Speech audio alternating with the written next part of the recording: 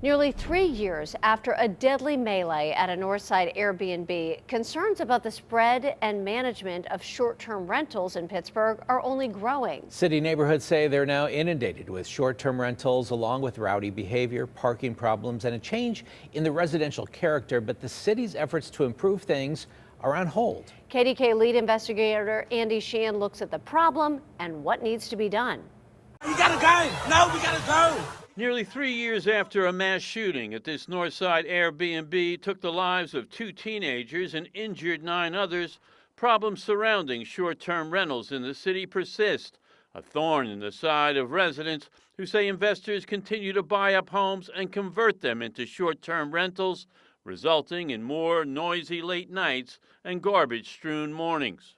Parties going on until the wee hours of the morning. Beer cans, bottles being left behind. Given its Gilded Age charm and close proximity to the stadiums in downtown, the Mexican War Streets on the north side are an attractive draw for out-of-towners in for a Steeler or Pirate weekend or one of the big concerts. As a result, longtime residents like John Augustine say they're now inundated with short-term rentals, more than a half dozen on each street, changing the character of the neighborhood. It makes it more transient. You don't see the regular faces as often now. Despite these concerns, short-term rentals continue to spread unabated. They're not licensed, permitted, or otherwise regulated by the city, which can't even tell you how many there are. While residents say not all visitors are rowdy, there's no one to call when there is trouble. Other than 311, you'd have to look up the property owner, try to get a hold of them directly if they're local. You proposed these changes 2 years ago and still nothing's happened.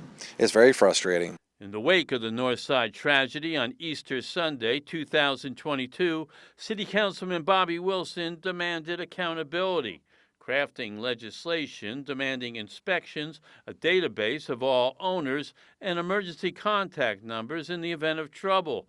But today, none of those things have been implemented. It's held up in the courts. Council passed Wilson's bill, but the Gainey administration says it's on hold because of a court challenge from landlords who are fighting the broader effort to register all rental units in the city. We have them on Katoma, on Myler. Still, neighborhood groups say this shouldn't stop the city from reining in short-term rentals. And I don't know why. I mean, the town of Millvale has regulations, Erie has regulations, Philadelphia has regulations. Like the Mexican War Streets, Fine View's location and spectacular vistas have been a magnet for Airbnb conversions.